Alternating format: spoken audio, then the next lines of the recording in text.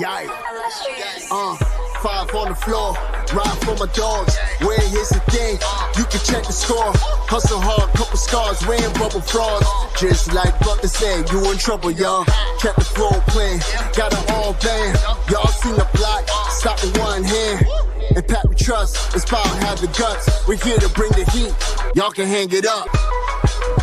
Welcome to 5 on the Floor, a daily insider show on the Miami Heat and the NBA, featuring Ethan Skolnick, Greg Sylvander, Alex Toledo, Brady Hawk, and others from the 5 Reasons Sports Network. Also, make sure to subscribe to Off the Floor for the most heat anywhere.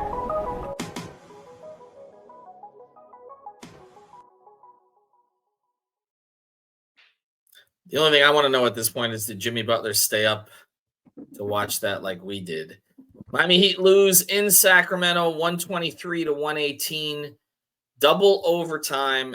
The Heat take a 17-point lead on the strength of a 31-18 third quarter. They let the Kings get back into the game, as they always do. Of course, no Jimmy Butler tonight. New starting lineup again. This one, Rozier, Hero, Highsmith, Jaquez, and Bam. But they blow it at the end. Just one of these weird games where Jaime Jaquez has a triple-double, 16 points, 12 rebounds, 10 assists, 5 steals, and yet when there were plays to be made, he didn't make them. Missed 2 free throws, missed 2 corner threes. Bam, 6 of 19 from the floor. He was actually 3 of 13 going into the overtime. If you extrapolate this over the last 2 games, he is now 6 of 25 from the field. I mean, he had 18 points and 12 rebounds, but again, the efficiency. Tyler Hero, 11 of 25, 4 of 10 from 3, 26 points, but didn't do much in the fourth quarter, and the 2 overtimes seemed gassed at that point. But the big thing I'm going to get to tonight, and we'll get to the player of the game. This is just one of these games that I don't really know what Spo was doing late, Brady. He has a habit of going to a lineup late in regulation, and if they go to overtime, not changing it. I've watched this for years. We kept saying he's not going to change the lineup. He's not going to change it. He had Duncan and Jovic available, but used them for like a couple of seconds, and that was it during those sequences. And instead, 45 minutes for Bam, 49 for Tyler, 46 for Haywood, 46 for Jaquez, and then this is the one. 41 for Terry Rozier, who did have 18 points and made some crazy clutch shots, but also some crazy plays. What was going on here at the end of this game? They looked gassed. Yeah, so you mentioned the starting lineup, and I don't really have problems with that being the starting lineup. Like, if they want to mix up and just matchup wise, like we could debate that at a different time. Like, I felt like Jovic is kind of better in that backup role next to Ware anyway. So whatever. I mean, that's fine. It is what it is. But you hit on it. It's that starting lineup was the closing lineup. And let's just go down the line here. I mean, Tyler, okay, he has to close. Obviously, I think the bigger case here was I didn't think they used him enough. And if he was going to be used off the ball like he was for a good portion of the game, you have to actually use him off the ball. You have to actually throw him off screens, try to force overreactions. He was just kind of standing around off the ball for a good portion of the time. Bam, he's going to be closing. He's not going to be somebody you're going to rely on offensively to go get you a bucket in the half court in that OT or double OT, but he's going to be one of the closers. Haywood, I thought, needed to close. Even though DeRozan felt like he was hitting everything he could, Haywood played a pretty good game this game. He was good defensively in this one, and he played well in that baseline offensively. So now we get down to the last 2. Jaime Jaquez, he has a triple-double. He plays really well. One of the things Miami did in this game, they pretty much said, because Tyler's getting blitzed a ton, we're going to put the ball in the hands of Jaime, or we're going to put the ball in the hands of Jovic. Each one of them are going to run lineups. They're going to be primary ball handlers. They're going to be primary facilitators. And it worked. It was played really well. They played at a faster pace. It felt like they kind of had an identity for once.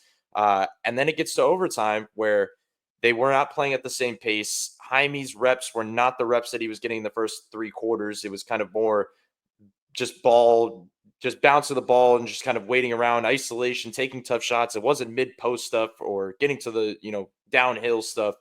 So that's number one.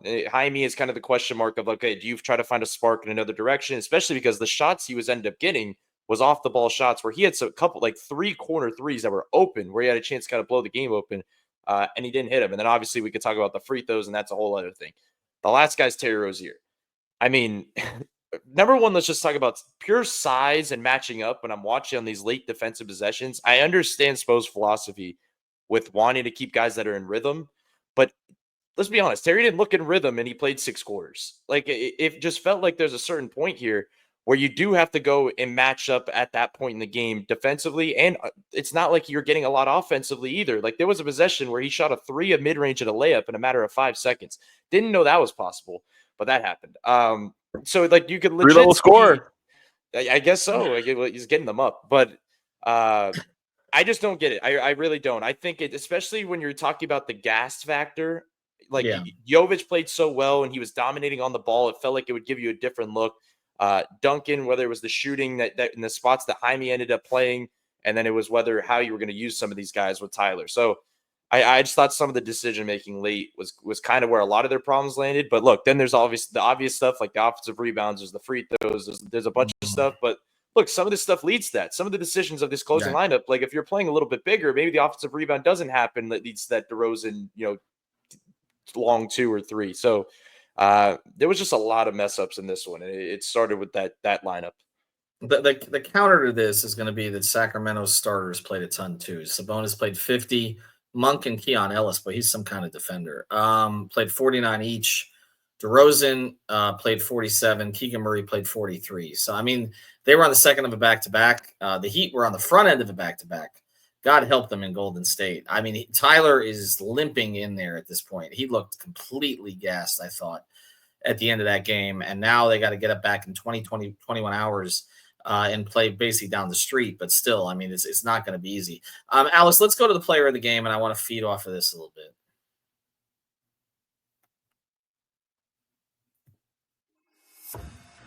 And now it's time for the A-Aggressive Insurance Player of the Night, sponsored by our friend Lynette. You can find her at insurancebylynette.com. That's with 2 N's and 2 T's, insurancebylynette.com. If you need car insurance, renter's insurance, homeowner's insurance, or any other type of insurance, she's the person to go to. Based in Lauderhill, she services the entire Tri-County area here in South Florida, and she will make sure to get you the best deal. She'll probably talk to you about the Heat while you're at it. Reach out to her, insurancebylynette.com. And now, the player of the game. Well, I mean, I'm going to go to DeRozan because he scored 30. He missed some shots that could have closed this thing out, but then he made that one ridiculous one. We've seen him do this against the Heat before, late in games. He's just a weird player historically because he's been bad in the playoffs a lot of times, but he's great in regular season clutch situations, which is kind of an odd combination, and we've seen this before against Miami. He was a plus 24, 30 points, 3 rebounds, 4 assists. But so I'm just mentioning DeRozan there. But honestly, Alex, I'm going to pivot back to somebody else. Let's talk about Bam again. I feel like we do this every night. A 3 of 13 entering the overtime. Not really a factor in those, at that point. He did have 12 rebounds, but we also saw he got outplayed by Sabonis. There's no way around it. He got outplayed by Sabonis. It's not the first time that's happened.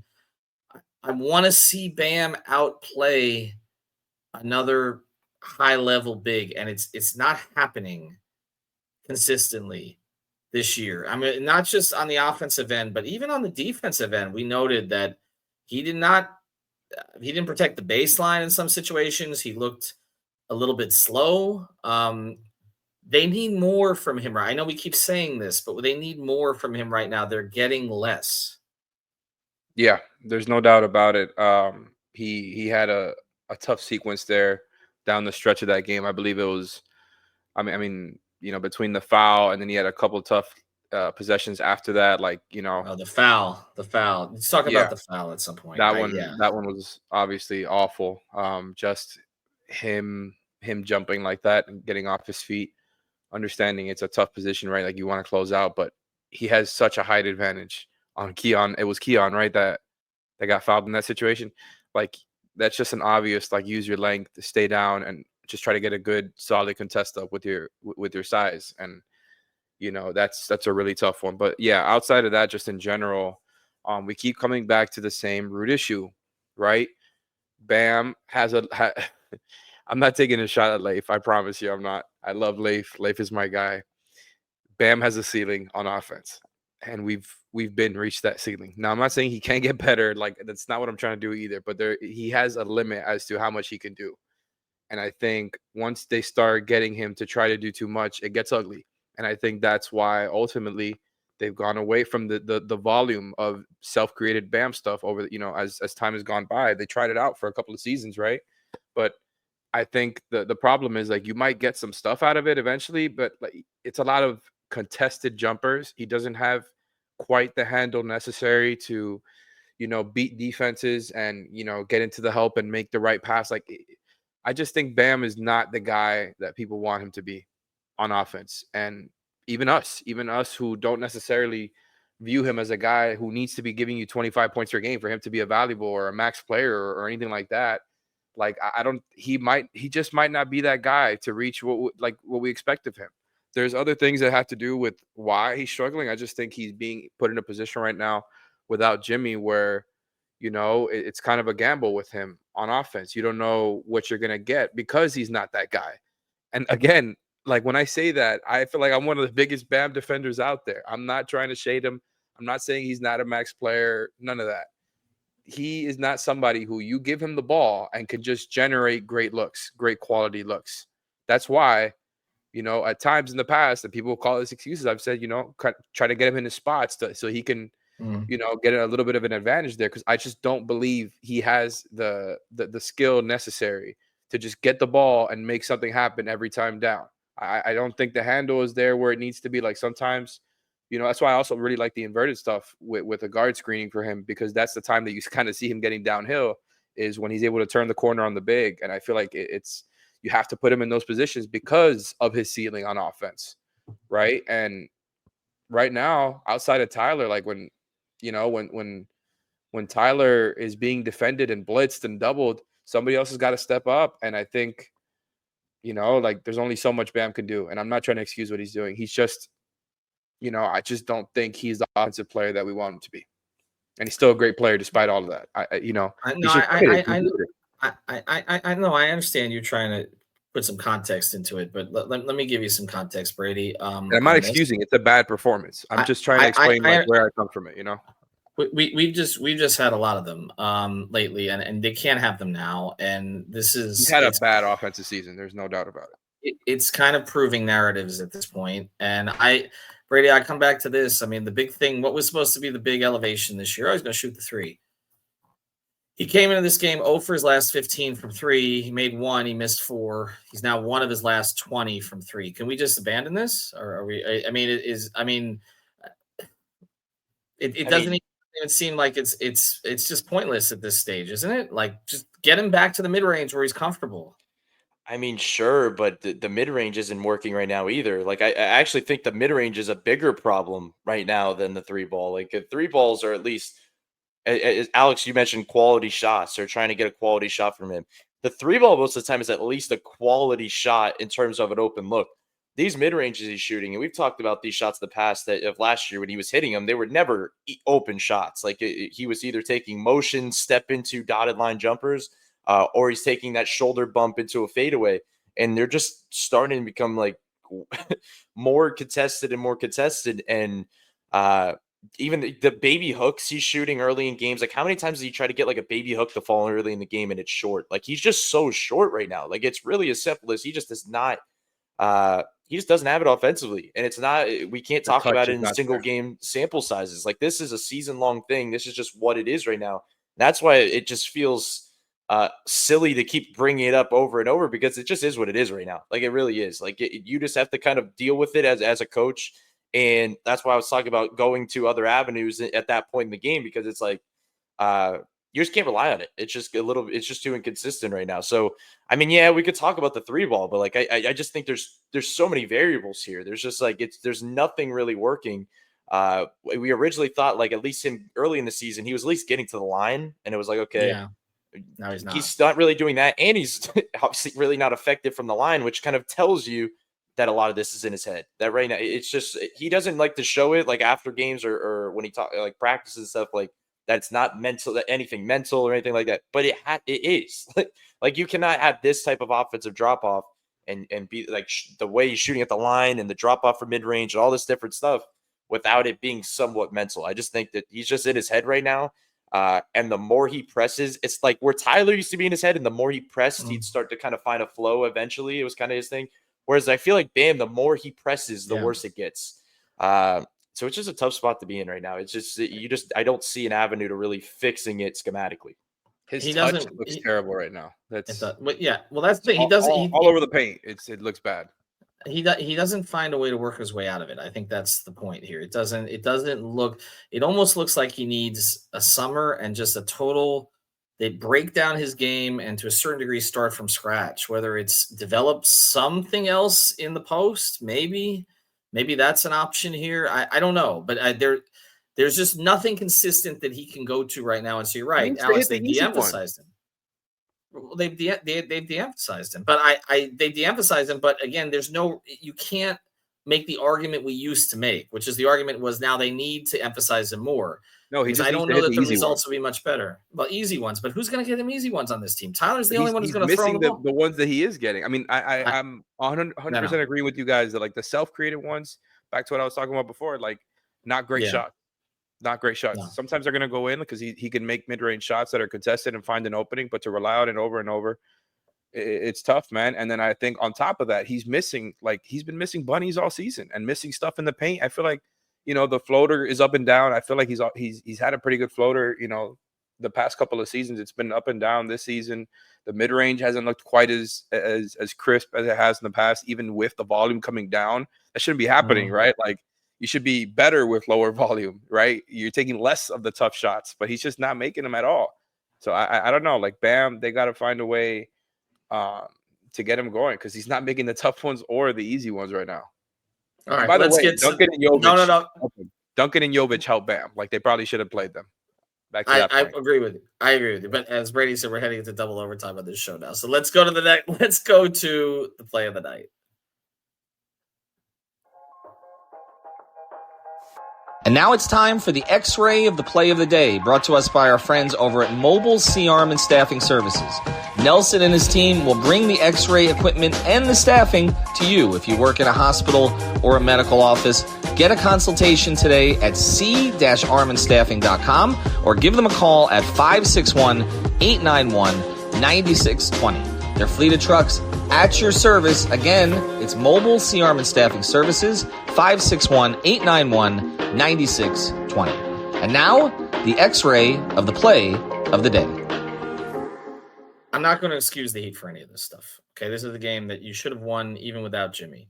But there was some weird stuff at the end of the game. There were some weird things. And one of them was, I don't understand why shouldn't there have been 1.3 seconds on the clock at the end of I can't remember now. Was it regulation or the first overtime? Right. I mean, there were a lot of these plays, these sequences. You mentioned the Bam foul on Keon Ellis is just that was a killer. I mean, Ellis missed one of the two free throws, but essentially you had kind of I wouldn't call Keon Ellis a non-shooter, but a shooter you wanted to take the shot from the corner. And he ends up making it Bam with a foul, and then he ends up making one of two at the line. We could talk about the DeRozan shot, which was crazy. The Rozier shot there, but there was a shot earlier where I thought Tyler had put them in position to win the game, where he made a shot. I think it was 95 to 89, and he made a tough three. Just as the Kings were coming back into it, and they ended up squandering that anyway. Brady, do you have a player of the night? A play of the night? Sorry. Oh, I mean, there was just that you're going through these late game ones. It was a lot against on the other side of things because every time, look, Miami had a massive lead in this fourth quarter. And then you mentioned that three. I think with that Tyler three put them up 9 at that point in the game, and they ended up blowing that. Then you had the Haywood foul on Sabonis when they're in the bonus. And then that ends up forcing you to OT. I thought the Tyler, the regulation call where they pretty much had Tyler go in isolation. By the way, that's another example where Tyler was in isolation, which I like because if they screen, they're going to blitz. So let Tyler go in isolation. Why did he get doubled going to his left into a mid-range jumper? Because they're helping off Haywood Highsmith in the corner. Like that's a scenario where you need to be going offense in the half court late in the game and making subs. I just don't really understand. We were yelling about this on playback. We were yelling about this exact thing. So like we've seen the defensive subs and the offensive subs. Like this is one of the few times like that has to be probably a philosophy that needs to be examined a little bit. Like they especially when you talk about a team where I know they're without Jimmy and they're without some guys, but like you always talk about this team having depth and not saying it's elite depth, but like meaning there's different guys that could be sparks at different moments. That's the whole idea of making those type of subs and the whole stay ready so you don't got to get ready. Well, he always talks about how he's going to use the depth. He's been saying that the whole season. He says it like twice a week. I plan to use my depth. Yeah, so that was just another example. This is a multi-year thing. Like this thing about not subbing in overtime. I get it, but this thing about not subbing in overtime is a Spoelstra philosophy that goes like all the way back to 2008. I remember once he left the lineup in, I felt like it was for like 30 game minutes. He never subbed it, until they got totally gassed. He's done this many times over the years, and I do think we need to do a podcast just on Spo at this point. I know people are calling for that on Twitter, but they're at 500 right now. I understand the circumstances haven't been the easiest for him, but there's been a lot of games we've come at more so I think than in the past that were like, wait, what is he trying to accomplish here, and stuff that kind of backfired. And this was one of those games. It was, and in that fact, we're gonna do, because we got one more segment left, but I'm gonna go to Alex on it. We're gonna do defending the house a little bit different, because I want you to defend Erik Spoelstra's decision to play Terry Rozier 41 minutes tonight. So roll it, and we're going to close a very long day that way. Do I have to? Just do it. Go ahead. And now it's time for our Defending the House segment, sponsored by our friends over at The Real Estate Shop. You can find them at realestateshopfl.com. That's with 2 P's and an E, realestateshopfl.com, or at the Fort Lauderdale Realtor on Instagram. This is Javier Iglesias and Amanda Martin. They help buyers and sellers in real estate. They're nimble and protective of their clients. They service the entire Tri-County area. That's Miami-Dade, Broward, and Palm Beach counties with a proven on-market strategy. The Real Estate Shop sellers earn the most money in the shortest time frame because Amanda and Javier have a deep understanding of the local market. So check them out. Again, it's at the Fort Lauderdale Realtor on Instagram, realestateshopfl.com, or give them a call at 954-268-9812. And now, who defended the house? All right, Alex is going to do it. He's going to take us home here. It was on our 65th podcast of the last 3 days. Make sure you listen to the other ones, by the way. Vinny Goodwill and I today got into whether or not they could actually bring Jimmy Butler back. Evan Cohen did 7 million trade scenarios, and then we started to hear a couple of them in the national media today, including the Milwaukee one, which was relatively close. And also George Sedano and I, basically George just blamed everybody for everything. So you can listen to those 3 podcasts as well. And we'll have more. I think we're going to have Rohan on too, if he actually answers his DMs. But Alex, I want you to defend it. Terry Rozier played 41 minutes tonight. You are Erik Spoelstra. You're expert. And he will never answer this question in a press conference. It's not the way he does things. But you have 1 minute. I'm giving you 1 minute because I'm clocking out. Okay. You got 1 minute. You got 1 minute to defend the decision to play Terry Rozier 41 minutes. Go. I'm going to use my 1 minute in a different way to say that the Terry thing, I'm not a fan of it in general. I'm not a fan of him playing fourth quarters and how long he plays in those fourth quarters. I just think you're already playing him next to Tyler in those minutes. He's already a defensive liability. And even though he had an okay game for his standards this season, that doesn't mean he should have played 20 more minutes than both Nico and Duncan. Like, I just don't understand that gap. Like, if you want to play him a little bit more than usual tonight, I get that. But why that gap between him, Duncan, and Nico? Like, those guys were giving you stuff too. I just don't understand, the big difference there. I think Duncan and Jovic also, would have been really helpful. But what really killed you tonight was the possession battle, man. Giving up those offensive rebounds out of the zone, I thought those were backbreakers, right? And that's kind of the 2 things that come down to are this, the subs not making a sub right there, and the offensive rebounds, right? Like the Tyler game winner against Orlando was because Duncan was there in the corner and his defender was stapled to him. KCP was stapled to him and did not want to come off. What Brady was talking about earlier, 100% right. Haywood should not have been in for that possession. And I think they should have had another offensive player out there, whether it was Duncan or Nico. And I think Tyler maybe would have had a little bit more space there, even if it would have been still a tough shot. Just examples like that. I think, that you have to do something there. I think you got to be a little bit more situational with your subs, like Brady was talking about there. By the way, last thing I'm going to say here, Both teams took about half their shots from the mid-range. So it was a weird kind of shot profile game for the Heat. And I don't know if that's the battle you want to get into with a team led by DeMar DeRozan. Minute 30, not too bad. But I don't think anybody defended Terry Rozier playing 41 minutes. All right. Thanks to Alex. Thanks to Brady. c-ramenstaffing.com, real estate shop, fl.com. Subscribe to Off the Floor, link right here in the description. Go all the way through, click it, bypass the Apple upcharge. We don't want to charge you the extra buck. We'll be back with more Jimmy coverage tomorrow. The Heat are now, water finds its level. They're right back at 500. Have a good morning. Thank you for listening to the 5 on the Floor on the 5 Reasons Sports Network. After all, someone needs to listen to my dad.